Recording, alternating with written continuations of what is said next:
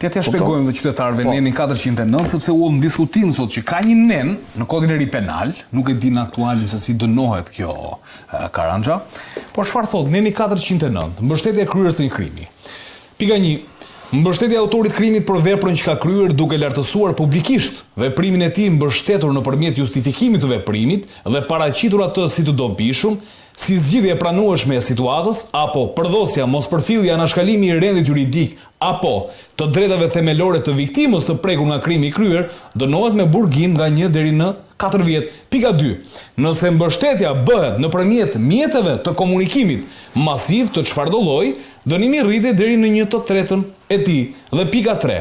Nëse mbështetja sipas paragrafit të parë të këtij neni bëhet për gjatë kohës kur krimi është duke u kryer dhe ajo ka ndikuar tek autori për vazhdimin drejt përfundimit të saj, mbështetësi është në rolin e bashkëpunëtorit për krahas në kryerjen e krimit që ka mbështetur. Në këtë rast krimet e kryera nuk konkurrojnë me njëra tjetrën. Tani, unë jo më kot e paraqita këtë nen sepse dua të dal tek fakti se si politika tashmë vrasjen e gjyqtarit Astrid Kalaja a mundet ta shfrytëzoj, ndoshta për të pasur ndikim dhe kontroll më të madh tek ndoshta tek qytetarët, tek komunikimi masiv, tek liria e shprehjes dhe tek drejtësia. Është ky momenti që këta njerëz e kanë parashikuar që kanë vendosur edhe këtë nen për krahje autorit krimit, ë? Jo pikërisht për Astrid Kalaja, ndoshta për raste shumë të ngjashme, por për të pasur kontrolle.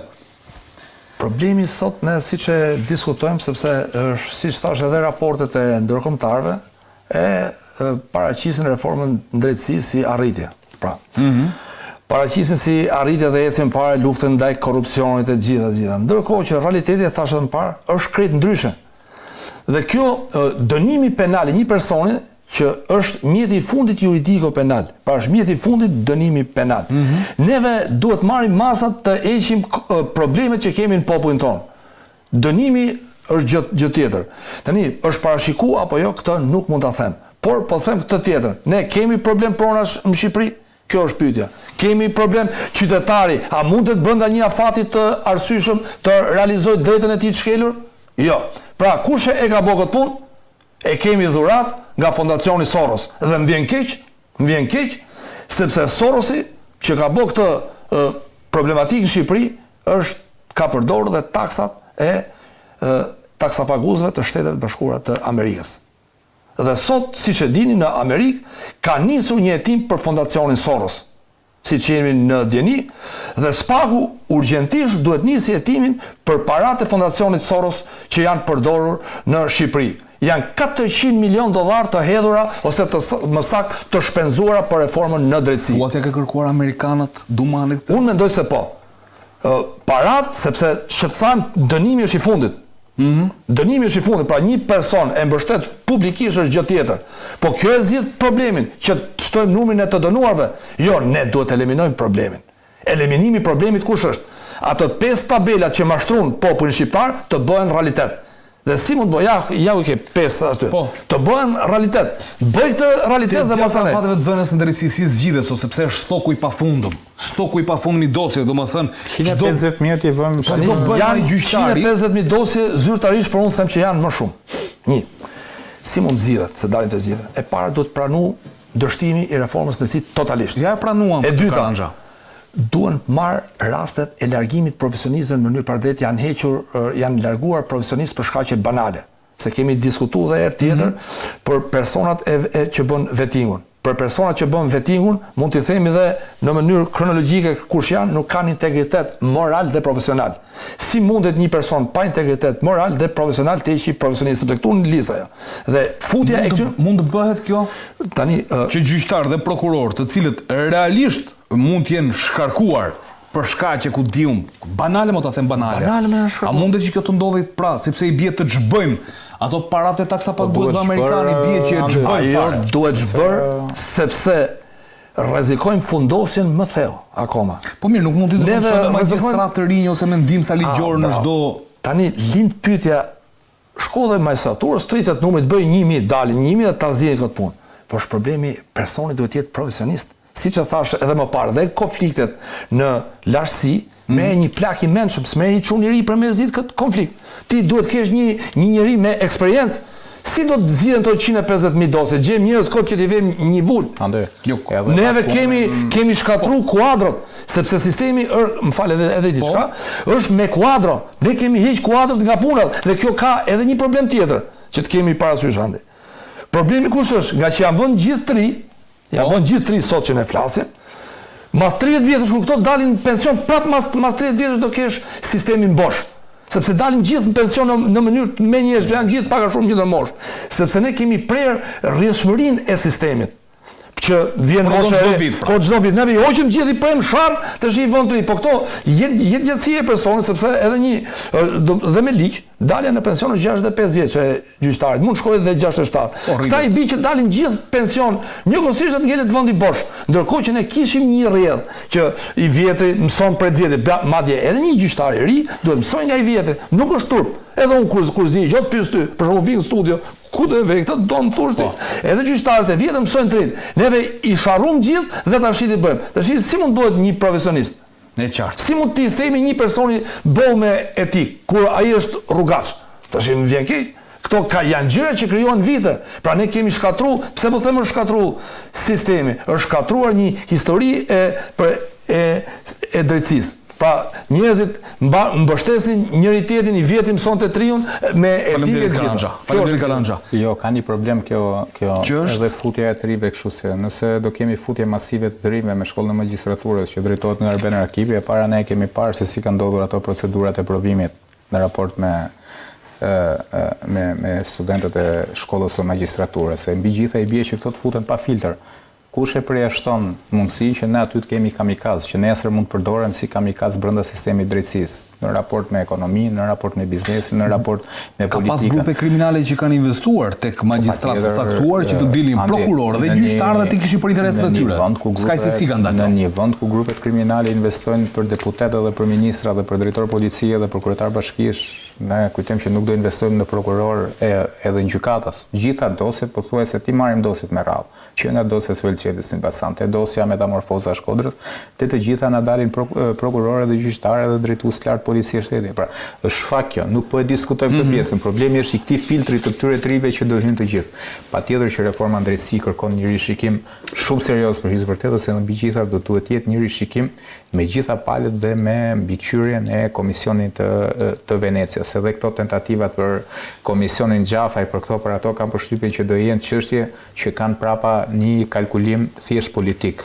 Por problemi sot në raport me sistemin e drejtësisë është dramatik. Mjafton vetëm raporti i fundit i Departamentit Amerikan të Shtetit.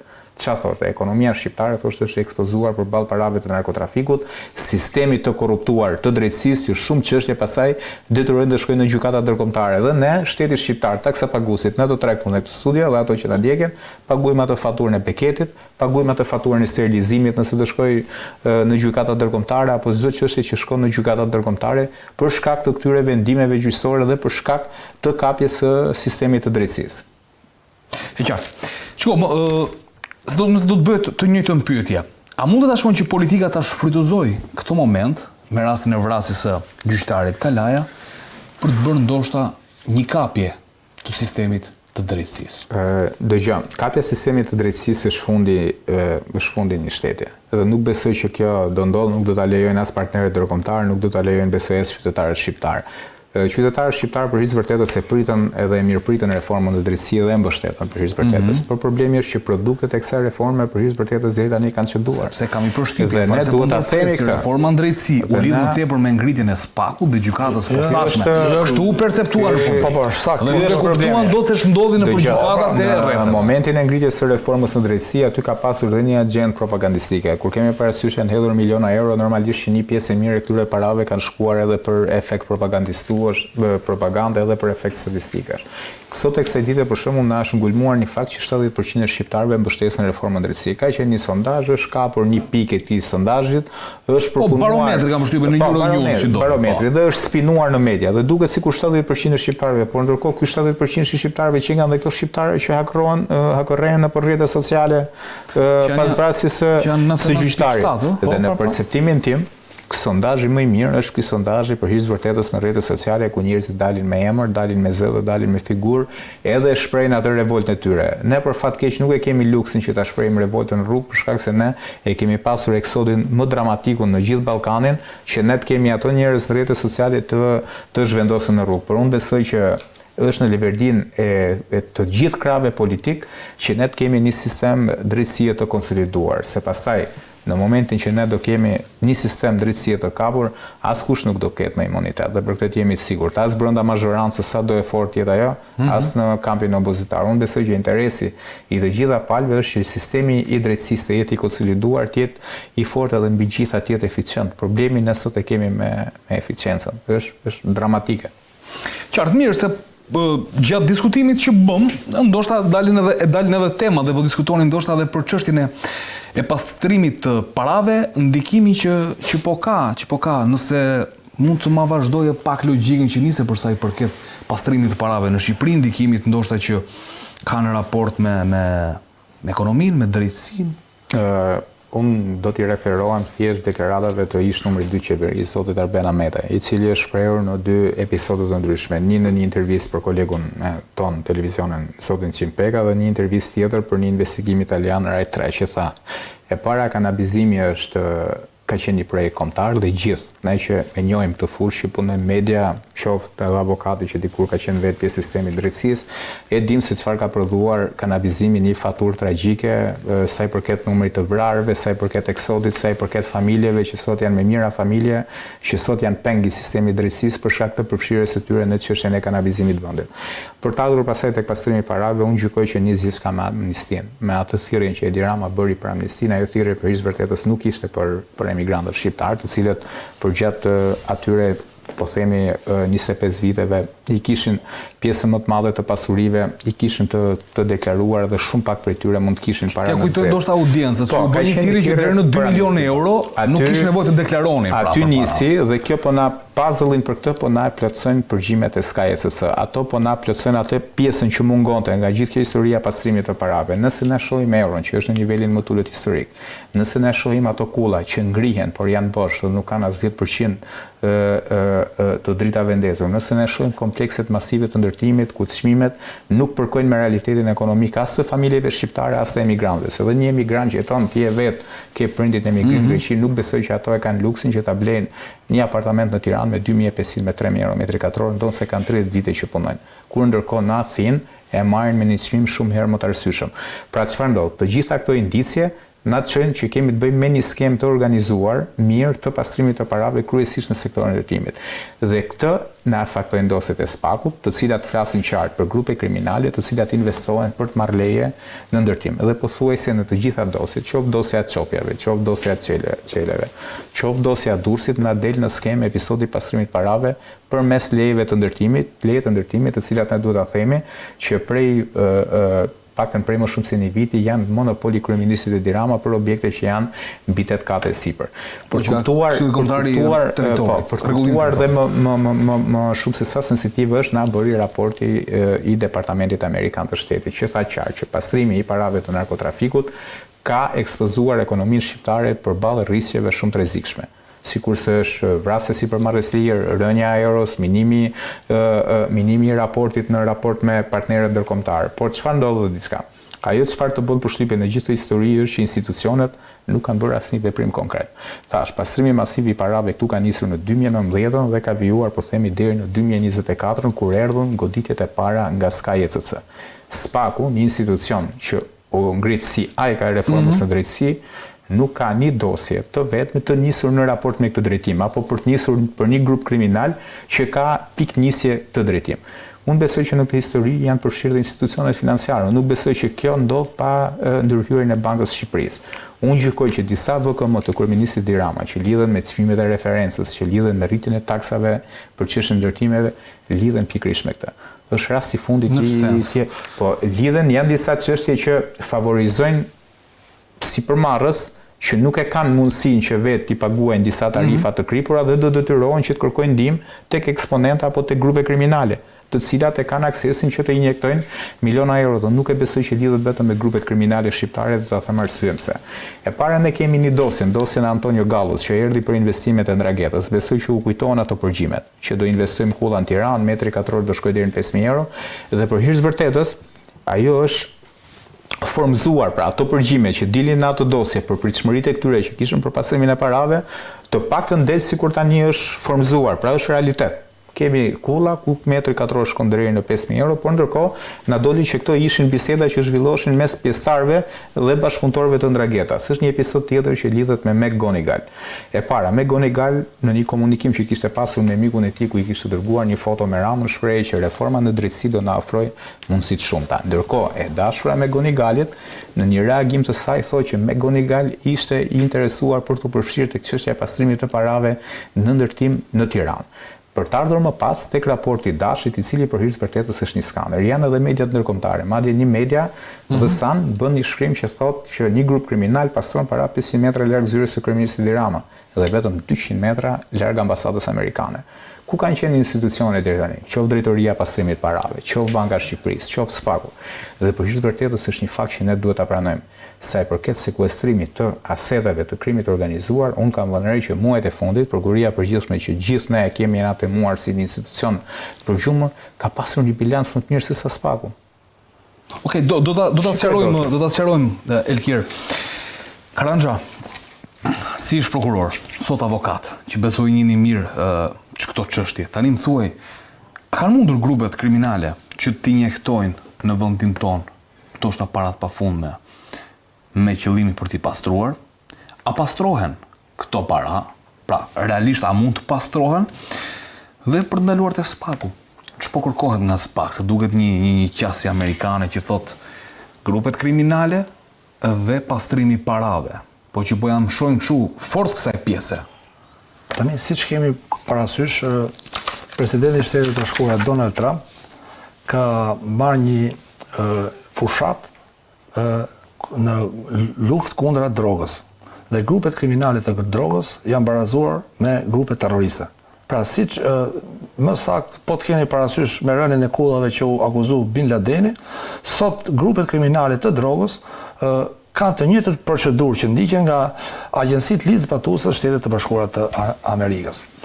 Siç dihet, ka asistencë për Spakun, dhe rekomandimet që bëhen për Spakun në luftën kundër krimit të organizuar, për sidomos lidhje me drogën, me trafikun e drogës, do jenë çështje prioritare. Tani duhet kemi parasysh që kemi të bëjmë me një trafik internacional, janë provat sepse po të kemi parasysh parat vinë nga shitja e drogës, dhe droga, pjesa më e madhe e saj prodhohet në zonën e Amerikës Latine, dhe vjen. Mendoj që do ketë çështje për Spaku lidhje me drogën dhe me krimin e organizuar, do ketë dhe sekuestrime gjithmonë në mbështetjen e partnerëve tanë ndërkombëtar, që për mua partneri kryesor është Shtetet Bashkuara të Amerikës. Diçka tjetër që mendoj që e ceka dhe pak më parë do jenë edhe, po të kemi parasysh dhe urdhat dhe dekretet ekzekutive të presidentit Trump në lidhje me hetimin e fondacionit Soros.